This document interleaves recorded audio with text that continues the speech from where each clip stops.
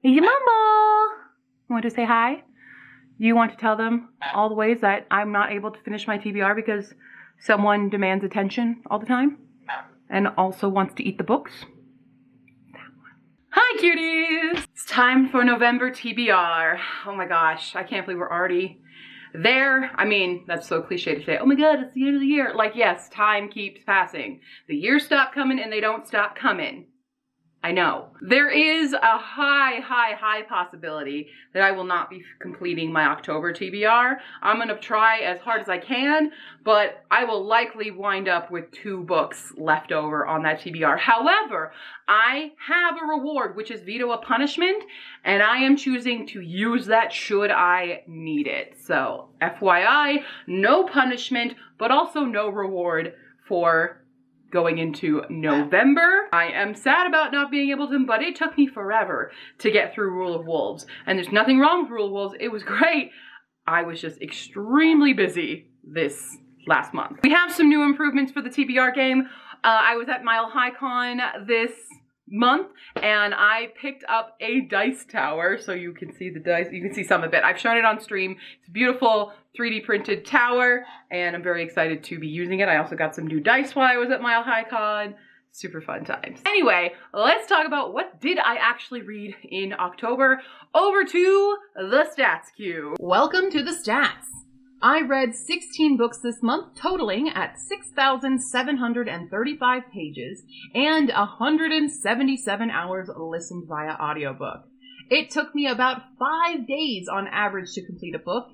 It was a slow month for many of my reads, but we actually averaged out to exactly 4 stars, so we at least read some quality material this month. In the audience breakdown, we predominantly read YA with 10 books and 6 adult reads, although I feel like Black Beauty and Pendragon are more the speed of middle grade these days, but that's how they get classified. I read 3 books physically, 1 ebook, which was also our indie book this month, and the rest were all audiobooks. Thank God for audiobooks. I completed 1 series with the Nikolai duology finally being read. I continued 1 series, the Stormlight Archive Book 3. I started 7 new series, although I will only be continuing 4 of those. And then I read 7 standalone. However, Very Sincerely Yours is kind of a companion in the Waiting for Tom Hanks series because we definitely got cameos, but I'm still counting it as a standalone. New slide, who dis? It's an arc! I actually read an arc this month. Well, I started it in September and had to carry it over, but this comes out in 2023, and y'all need to put it on your wish list because it was fantastic. I read 4 books that were new releases this year, 2 of which, if you recall it on the end of the year tag, I actually accomplished the 2 Autumn Vibe books. Go me!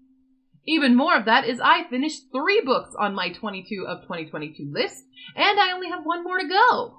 We of course read our classic of Black Beauty. We read 1 mystery thriller, 2 historical fictions, 2 contemporaries, and a whole lot of fantasy, 10 to be exact. 6 books had queer representation, with 3 of them being POV characters, and 3 books were by BIPOC authors, all Asian, which I find interesting but also on brand for me. And in the author division, 4 of the books I read were written by people who identify as men, and the rest by authors who identify as women, as far as I am aware. And that's the stats. On to the November TBR. All right, and we can just get into it because we have no wheels to spin because we're not going to spin the wheel of punishment and we're not spinning the wheel of rewards this month. We're just getting right into it. So let's determine how many books I'm reading in November. Please be small. I have so much filming and editing to do in November. Oh, hi. Thanks for checking in. I'm still a piece of garbage. You guys can kind of see the new tower. Let's roll my new mossy green dice. What did we get? What does that say? 8. Could be better, could be worse. We're rolling 8 times. I've also moved the board to be over there. We'll look at it in a second because the computer is now where the couch was, and that's not a conducive place to be playing this game. But also, this game is going to be retired soon, so don't need it there. But I am going to have this blank wall now, and that's not a good thing. Okay, so 8 rolls. Here we go. Roll number 1. Going to shelf 4. I don't know if you guys can See, shelf 4. We are moving. Also 4. So we were here last time. I'm going to say that puts you on this book because that was 3 from the end, not 3 from the end. And we're moving 4. 1, 2, 3, 4. As this is probably going to fall. Let's go with sky. Cover or design in the sky. Oh yeah, perfect. This is a priority read. We have The Final 6 by Alexandra Monir. This is one of those that I have to unhaul if I don't get to it. But it has a beautiful night sky. I believe this is a sci-fi. And let's find out what it's actually about. When Leo and Naomi are drafted along with 22 of the world's brightest teenagers into the International Space Training Camp, their lives are forever changed. Overnight, they become global celebrities in contention for one of the 6 slots to travel to Europa, Jupiter's moon, and establish a new colony, leaving their planet forever. With Earth irreparably damaged, the future of the human race rests on their shoulders.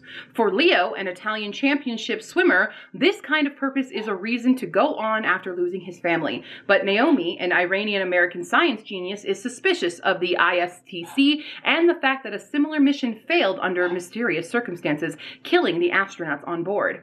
She fears something equally sinister awaiting the Final 6 beneath Europa's surface. So I'm excited. It seems like a really cool sci-fi. I've been wanting to read it for a really long time. We finally have that chance to do it. Yeah. 1 book down. Roll number 2. Come out, guys. 3, 5, 5. We're going to 5, and we are moving. Is that another 4 again? We're moving 4 again. All right. So we're going down to 5, and we're moving 1, 2, 3, and 4. Another card. Go with this one. A horror. Everything is falling. Oh wait, you're horror. You are. I know you are. I'm pretty sure this is a horror book. We have Hell Followed With Us. And this is by Andrew Joseph White. And this is I believe, a trans main character in a horror situation. Let's see what it's actually about. I forgot, but I got it this year and I'm really excited about it. Prepare to die. His kingdom is near. 16-year-old trans boy Benji is on the run from the cult that raised him, the fundamentalist sect that unleashed Armageddon and decimated the world's population. Desperately, he searches for a place where the cult can't get their hands on him, or more importantly, on the bioweapon they infected him with. But when cornered by monsters born from the destruction, Benji is rescued by a group of teens from the local Atchison LGBTQ Center, affectionately known as the ALC. The ALC's leader, Nick, is gorgeous, autistic, and deadly shot, and he knows Benji's darkest secret. The cult's bioweapon is mutating him into a monster deadly enough to wipe humanity from the earth once and for all. Still, Nick offers Benji shelter among his ragtag group of queer teens. As long as Benji can control the monster and use its power to defend the ALC, eager to belong, Benji accepts Nick's terms, until he discovers the ALC's mysterious leader has a hidden agenda, and more than a few secrets of his own. So I do know that this is a horror book, kind of paranormally horror. I love the art on this. It is absolutely beautiful. Very much looking forward to reading this baby. Roll number 3. We're staying on 5. We're staying on 5. And moving. What is that? 11? Moving 11. 1, 2, 3, 4, 5, 6, 7, 8, 9, 10, 11. We almost hit TBR bag.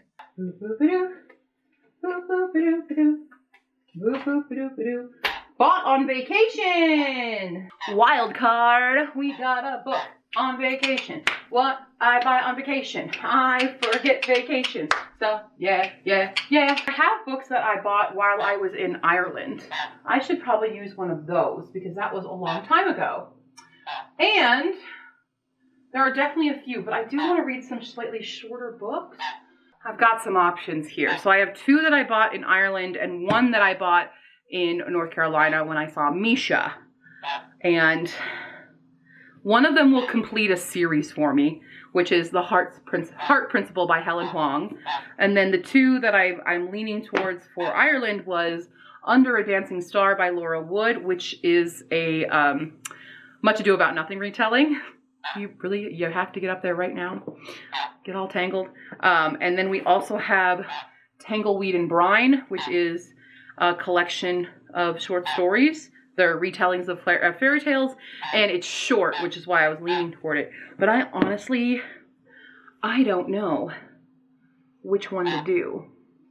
I have other books that I got on vacation, but these are the three that I'm leaning the most towards. So, in true Q fashion, let's roll a dice.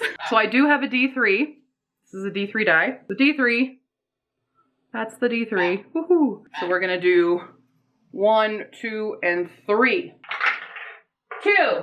Okay, so we will go with Tangleweed and Brine. So this is bewitched retellings of classic fairy tales with brave and resilient heroines, tales of blood and intrigue, betrayal and enchantment from a leading Irish YA author, not for the faint of heart or damsels in distress. That's all it really says.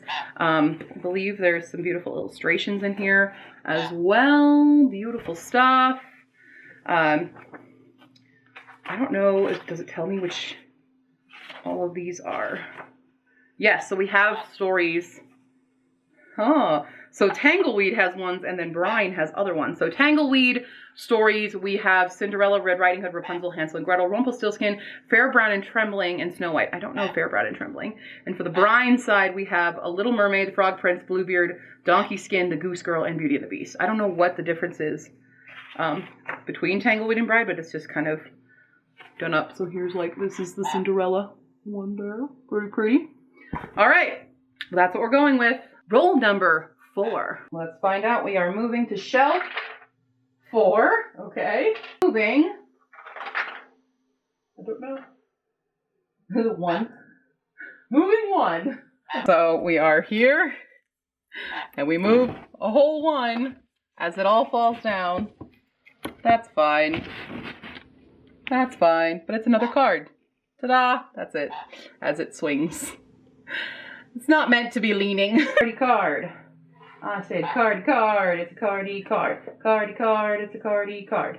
Oh, come here. It's sticking. It's sticking to the other card.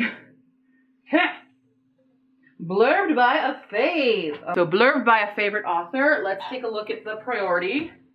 Are you blurbed? Not by a favorite author. Nope. I've got 3 again. 3 that are blurbed by some of my favorite authors. So For a Muse of Fire is blurbed by Melissa Albert and Natalie C. Parker. I wouldn't say Natalie C. Parker is necessarily a favorite, but Melissa Albert is definitely a favorite. Heart of Iron by Ashley Poston is blurbed by Victoria Schwab, as well as Sarah Rosh and C.G. Redwine, but I've never read either of their books, but Victoria Schwab for sure. And The Crown's Game by Evelyn Skye is blurbed by Saba Tahir and also Sarah Rosh. So, you know what this means? Roll a die. 1, 2, 3. Good thing I have this die to make decisions for me. 2! Oh no. It has to be a big book. So we've got For a Muse of Fire by Heidi Heilig. Heidi Heilig. I want to say Heilig because of the rule of the E and I and slightly German sounding name. Heilig. Sounds like it is. So this I know has a really cool concept. So I'm kind of glad to get to it. I don't know if I have this on audiobook though. And it is a chunker. It is almost 500 pages. So what's it about? Never show, never tell. Jetta's secret has kept her family from starving. It has made them the most famed troupe of shadow players in Chakrana. With Jetta behind the scrim, their puppets move without stick or string. Never show, never tell.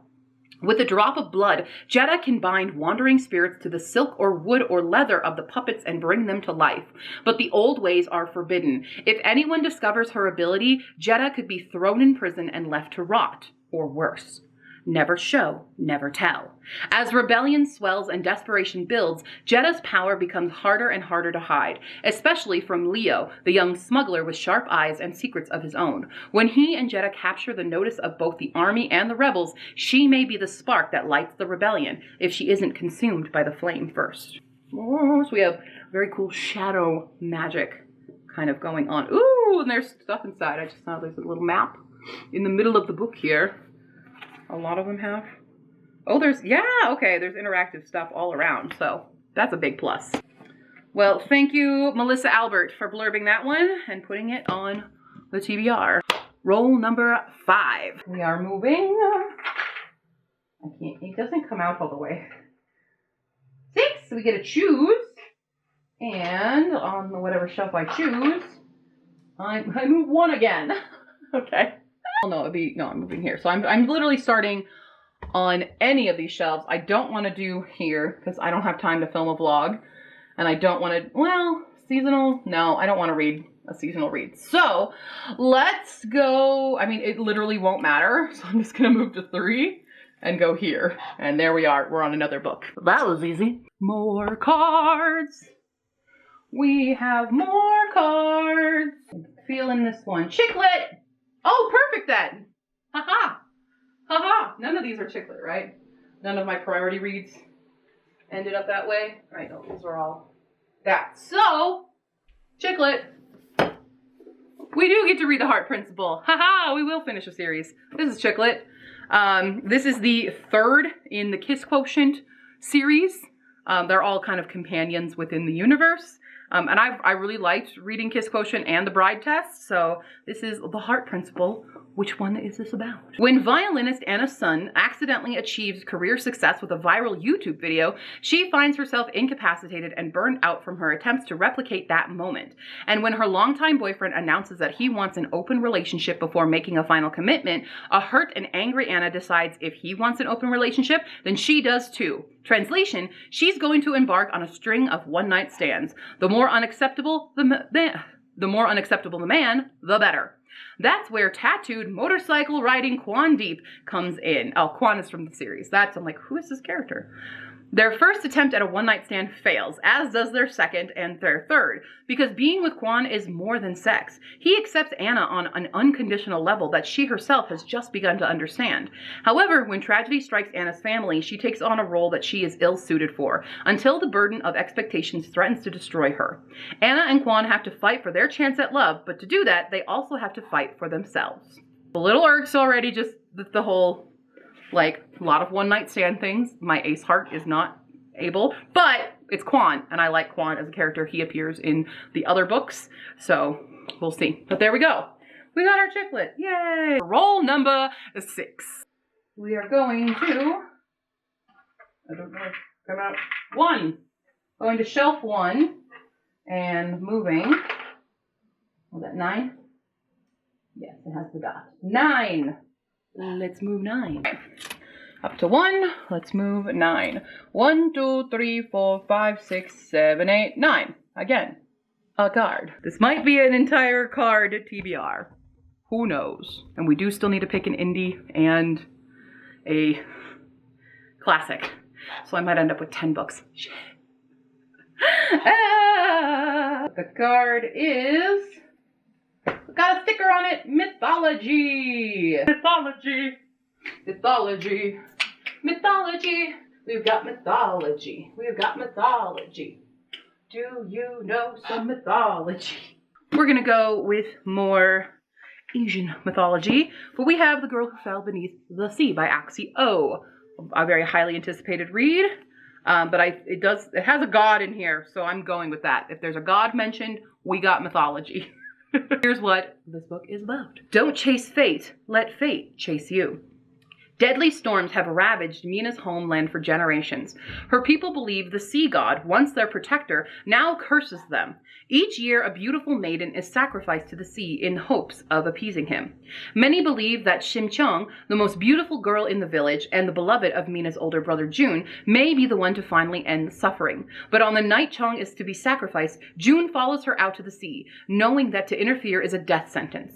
To save her brother, Mina throws herself into the water in Chong's stead. Swept away to the spirit realm, Mina seeks out the sea god, only to find him caught in an enchanted sleep. With the help of a mysterious young man and a motley crew of demons and spirits, Mina sets out to wake the sea god and bring an end to the killer storms once and for all. But a human cannot live long in the land of the spirits, and there are those who would do anything to keep the sea god from waking. The girl who fell beneath the sea. And if I read it, we get a sticker. We get a reward. Let's do it. Roll number 7. It does stop recording. No. So I think my phone is full, even though I just deleted a bunch of videos off of my phone. I think it is. So I need a new phone. So anyway, you guys are gonna have to trust me on these ones. So let's roll. We've got 5. We're going to shelf 5 and also moving. No, wait, what's that? Is that a 5? No, that's an 8. No, it's a 5. No. Shelf 5, moving 5. All right, so we're going down here. Uh-oh. 1, 2, 3, 4, 5 is the TBR bag. Oh my gosh, it's been a while. Uh-oh. Is TBR bag? TBR bag is a punishment. But I already used the veto of punishment. So we will have to spin the wheel. But for now, let's see what book it is in the TBR bag. Okay, I don't really want to read this one. That's already a punishment. We've got The Sundown Motel by Simone St. James. The Sundown Motel, Simone St. James. This is like a mystery thriller, I think. Also has some historical, because I see 1982 on here. Let's find out what this one's about. Upstate New York, 1982. Viv Delaney wants to move to New York City, and to help pay for it, she takes a job as the night clerk at the Sundown Motel in Fell, New York. But something isn't right about the motel. Something haunting and scary. Upstate New York, 2017. Carly Kirk has never been able to let go of the story of her Aunt Viv, who mysteriously disappeared from the Sundown before she was born. Carly decides to move to Fell and visit the motel, where she quickly learns that nothing has changed since 1982, and she soon finds herself ensnared in the same mysteries that claimed her aunt. I do know there's a whole lot of hype around the Simone St. James books, so we will see. Luckily it is on Libby, I saw on my card, so we will do an audiobook for that one. But yes, we have that. Let's see what our punishment. What's our punishment? Punishment is spoilers. Oh man, being spoiled on a mystery sucks. I don't know any of my friends have read this, so I'm gonna post to my Discord and see if anybody has read it. There might be some who have read it. Posted it to my Discord. We will see if anyone has read it and if they can spoil me. Otherwise, I will search the interwebs for that. Not the worst punishment I could have gotten. It is kind of sucky that it is like an actual thriller mystery, so now the entire mystery is going to be spoiled for me. But that's fine. That's what I get. So that is another TBR bag. I'll put a sticker on it later. It won't really matter because December is going to be the last time we play this game. So, anyway, final roll. Roll number 8, and then we got to find our classic and our indie, which I will be doing live. So I will know. It's just, I will have to pick them. We'll do it live today on Shenanigans. We are moving to shelf. Oh, 6. I get a pick. And moving 8. All right, where have we not been? We haven't been on 2 yet today. So I'm thinking we'll move to 2, and we're moving 8. 1, oh God, 2, 3, 4, 5, 6, 7,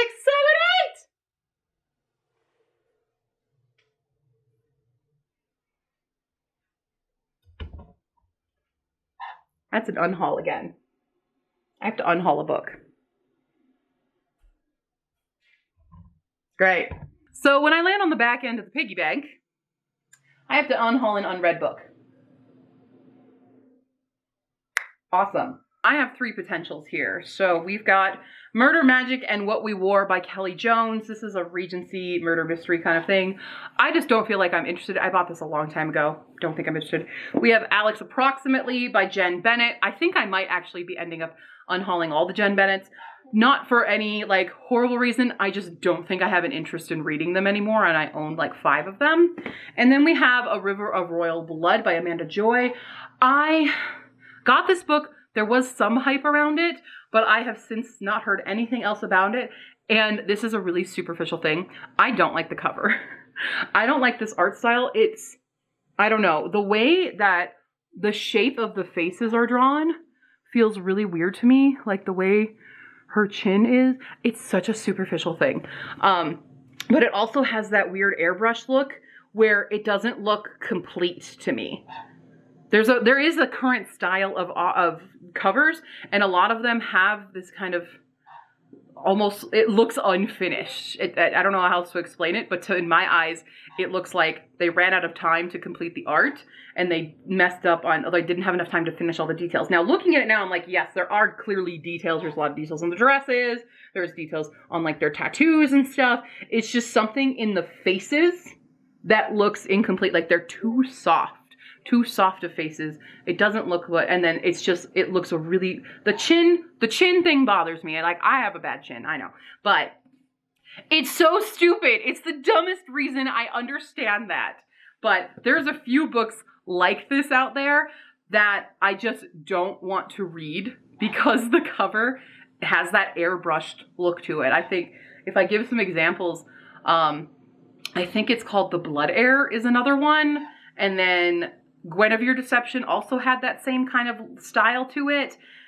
That just, it was kind of unsettling, and I didn't want to read them because they have that kind of look. So anyway, how did I pull these out? I pulled out 1, 2, and 3. Okay, so we've got 1, 2, and 3. My handy dandy dice will tell me what we got. 1. Okay, so 1 is Magic Murder and What We Wore. We are unhauling this baby. Goodbye.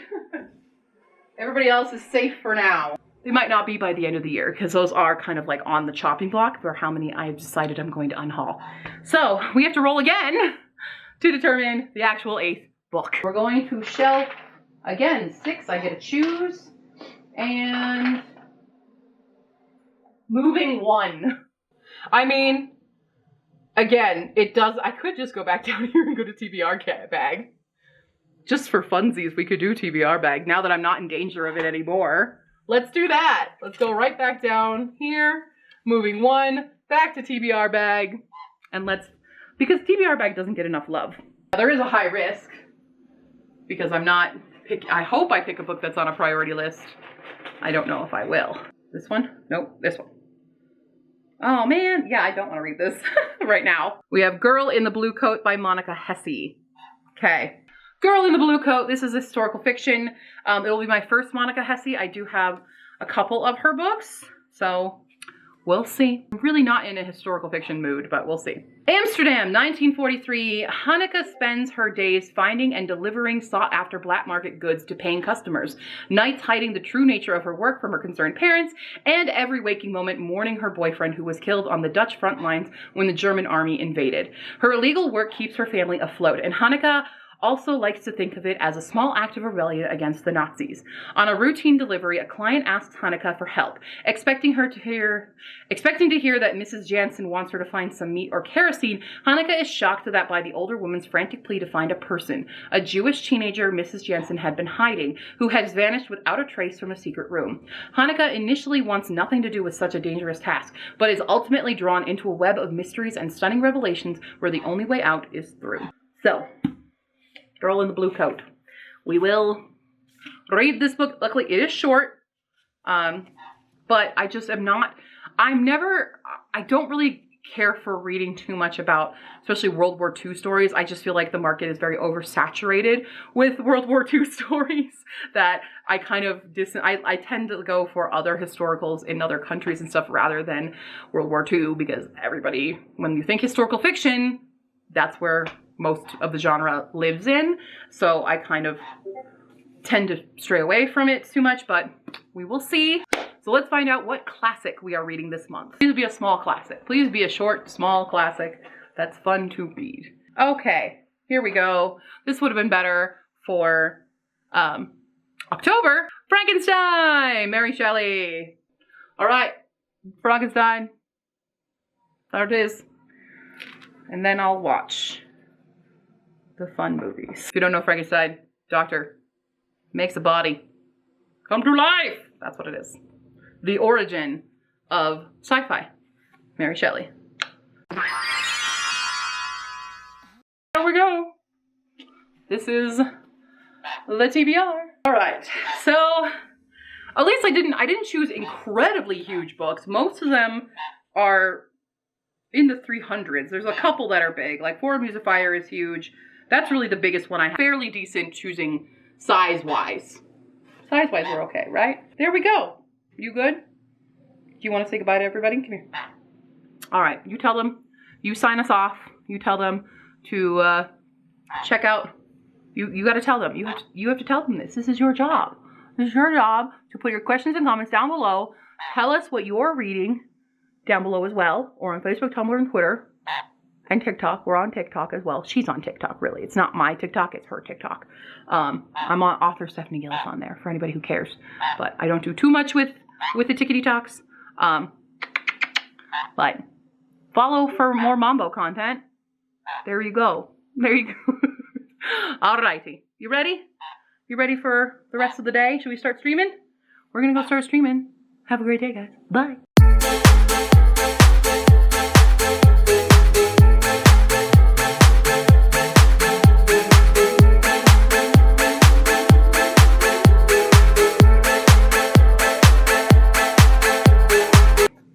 Did you poop on me or did you poop on the floor? On me, of course. Guys, don't get a bird. They poop everywhere.